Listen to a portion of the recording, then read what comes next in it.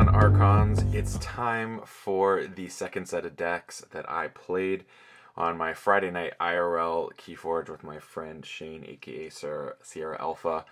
And these were the second two set of decks that we played, and we did blind, sealed, adaptive, basically. So, we just open decks, don't look at the lists or anything, jam them against each other, trade decks, and then if the same deck wins twice, bid chains on the winning deck. So, first up, we have Peaceful Yasmin of the Base, okay?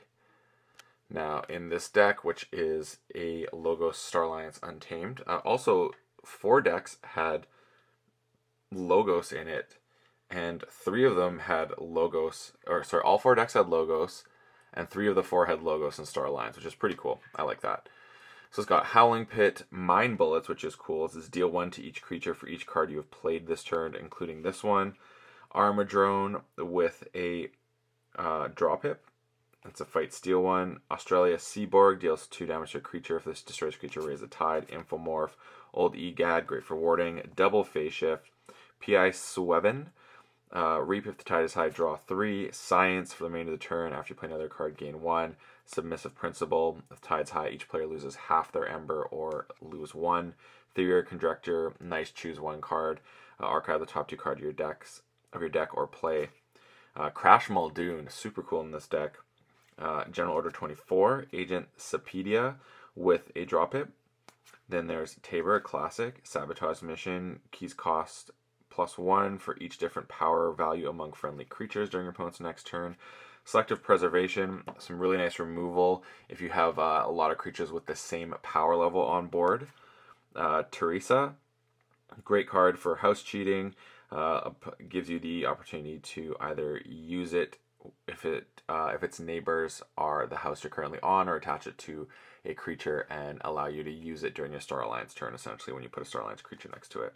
Together, this card is wild. I love this card. So you may play a non-Star Alliance card. If the tide is high, you may play another non-Star Alliance card. We'll get back to why this is so great, but I absolutely love this card. It's my first experience with it. Lieutenant Valmar, classic, key increase. King Can, classic, you need a discord. Use a friendly non-Star Alliance creature or return up to 2 friendly creatures, and each upgrade to them to their owner's hand. Zap, of course, classic, a little bit of removal. Ambermancy, you can basically gain 4 Ember with this card. Really cool. Bumblebird, you want that with Ambermancy. That can help you. Then you have Growth Surge, also helps Ambermancy. Classic Coda. This is like one of my OG cards for me. Like one of my first cards. I was like, whoa, this is cool. And that's Mushroom Man. Then we got Ritual of Balance, classic, all tied up. If the tide is high, gain 1 or you raise the tide. Key Frog, classic. A lot of Key Frogs, very common. I feel like now, which is good. I want to see that. And Mookling, another. And I think this is a classic key cost card now for Dark Tidings for me. Just super classic. I love it. And then the triple Myliobi, which is cool. I hate on this card a little bit. I really love the art of this manta ray here. It doesn't seem like it's amazing, but it kind of is. It really can help you with some things by enraging 3 creatures, and it has the skirmish. So it does some work. And then Youngest Bear, one of my new favorite things to use because you may reap with one of Youngest Bear's neighbors. So you basically get 2 Ember from this one card, especially if you can house cheat with a Unity or Discord. It can just be some fun times. Now, what do I like here? So, what I wanted to talk about was Science with the double phase shift, which allows you to just keep going, and then you can go even further by playing it together. So it's just bonkers. You can almost clear out your hand going that route, which is really cool. So I really like that combo. And then, yeah, like I said, Science, you're just doing what? You can basically get 1, 2, 3. Well, you're not going to have that much. Let's say you have 1, 2, and then you play this is 3. And then if you have another one, that's 4. And then if it can be a non-action card. So yeah, you got options. It's wild. I really like it. I'm a big fan of the phase shifts, double phase shift Science combo. Crash Muldoon, again, just Yeah, you want to see it in this set, especially when you have something like a Youngest Bear, so you can, on Starline's turn, reap twice there. Just provide some flexibility, use a neighboring non-Starline's creature. I mean, that also gives you the potential to use Milobi, or if you bursted, you could use your Key Frog and just pop it. Like there's just flexibility with it, and that's what I like. I like the flexibility. It's also really fun against the Chosen One because you can play it ready, and then instead of using the neighbor, you just fight into it and put an extra 3 damage onto the Chosen One to stop you from being held back so far. General Order 24. So this card I'm appreciating more and more. I had, like I said, only had one deck in all of Worlds Collide, and I already have two in Dark Tidings, which is pretty neat. Draw Pip is great with this, and deal 1 damage. Just good stuff there. Tabor, just classic, one of my absolute favorite cards. Sabotage Mission, again, some Ember increase, Selective Preservation, good removal for multiples. Teresa, we went over that, which I like. And then, yeah, the Embermancy with everything here, the possibilities, Gross Surge, all that stuff. You just get tricks here. That's what I call it. This deck just has some tricks. It does a little bit of everything. Really like it. One thing though is the creature count is not super high in Dark Tidings. I've noticed on average. I think you're getting more of like in the 16 range as your average creature. But the Ember Pips are also not super high either. But they can be. But they're not as high as Mass Mutation, obviously. But there's a nice balance in the way the game plays. I feel like if you are just coming into Keyforge, this is a really fun experience because you get to do so much. So I like that. So that's the Peaceful Yasmin of the base. And then moving on to the Ranger that exposes Sauropods. So we got here library card again. Ruins of Arcanis. I'm going to talk about this card in detail because this card I think is garbage. Straight up trash. This is hot trash garbage card. I hate it. It got used against me every single time I played it. And the one time it didn't get, I could have used it. I couldn't because it wasn't ready because I played it that turn. So super annoyed.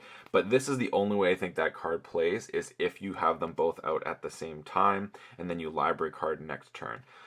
So it says put 4 Ember on Ruins of Arcanis from the common supply and archive a card. After a player plays their 6th card in a turn, if Ruins of Arcanis is ready, move each Ember from Ruins of Arcanis to that player's pool. Literally used against me every single game. It was so annoying. So yeah, that's one thing. This card you have to be very careful. I was super annoyed with it. Anomaly Exploiter, Mind Bullets, 2 Armor Drones, which are tight, 2 Bilge Wardens, which is really nice, Information Exchange, more Ember Control, double Phase Shift with the Science, and Library card. Like, you can make Ruins of Arcanis go off, but you got to be very careful when that happens. But the Library card, double Phase Shift Science is just, whew, loving it.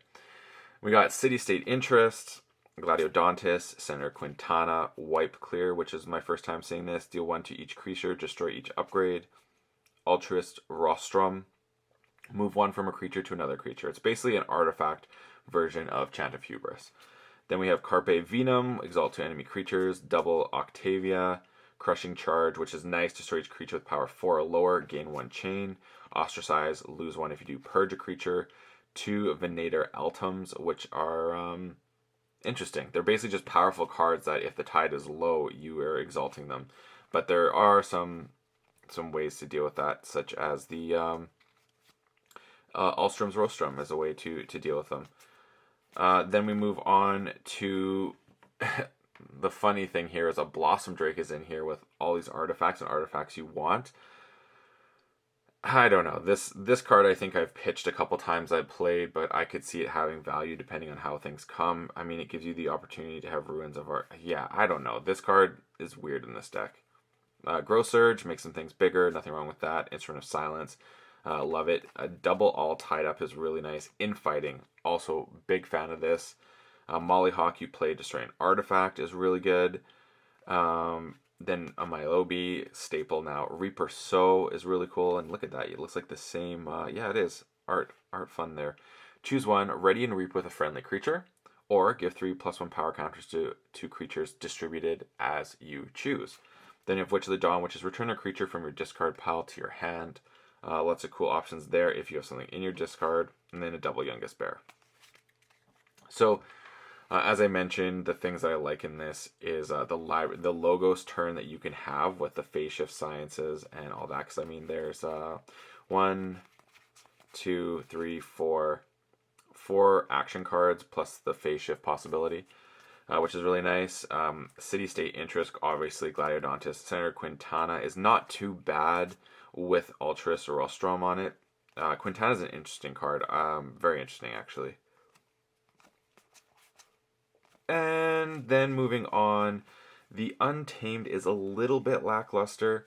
It's got some tools, but I think it is the weakest of the three houses. It's kind of like you're choosing it just to do some things, cycle some cards, but I think you're really playing in Logos and Dinos with this deck, especially with the Dino board you can establish. I mean, you got 1, 2, 3, 4, 5, 6 creatures in it, and they're all pretty big. So that gives you some possibilities there. Now, just to keep track of 1, 2, 3, 4, 5, 6, 7, 8 creatures that can get hit up with the crushing charge. So aside from that, this deck seems it's solid. Like, they're both solid. I don't know which one I like of the two because they both present really interesting possibilities. I need to play these ones a little bit more. Peaceful Yasmin of the base, I think, might be my personal favorite of the two. What would you choose if you had to choose one of these decks to play? Which one would you want to play? Peaceful Yasmin of the base, and just as a reminder, that's the one with the Howling Pit and all the fun stuff here. Double Phase Shift, Science, Submersive. Yeah, this is a neat deck. They're both neat. Like, I kind of find that about all of Dark Tidings is it's all really neat. So which one would you choose? And don't forget, I'm streaming this Thursday, not Tuesday. I will not be streaming tonight. It will be this Thursday instead. Details in the comments. And as always, may your Ember never be stolen and your keys forged promptly. Have a good one, folks.